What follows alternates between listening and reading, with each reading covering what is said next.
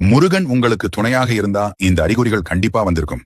முருகர் உங்களுக்கு துணையாக இருக்கிறார் என்றால் முதலில் அவரின் ஞாபகம் வந்து கொண்டே இருக்கும். எதற்கெடுத்தாலும் முருகா முருகா என்றும் ஓம் சரவணபவ என்றும் கூறுவீர்கள். அவர் மீது அன்பு அதிகரித்துக் கொண்டே போகும். அடுத்தாக வேல் சேவல் மயில் இதெல்லாம் பார்க்கும்போது உடனே முருகர் ஞாபகம் வந்துவிடும். அது மட்டும் இல்லாமல் வேல் சேவல் மயிலை அதிகமாக பார்த்து கொண்டே இருப்பீங்க. முருகனுக்கு உரிய சிறப்பான நாள் வருகிறது என்றால், அந்த நாளை நீங்கள் ஏதோ ஒரு காரணத்தினால் மறந்துவிட்டீர்கள் என்றால், அன்றைய தினம் உங்கள் மனதிலும் கண்களிலும் முருகனின் உருவப்படமோ முருகர் சம்பந்தப்பட்ட பொருட்களோ உங்க முன்னாடி வந்து ஞாபகப்படுத்தும்.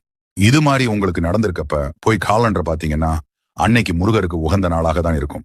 விசாக நட்சத்திரம், கிருத்திகை, செவ்வாய்க்கிழமை, சஷ்டி இது மாதிரி ஏதோ ஒரு நாளாக இருக்கும்.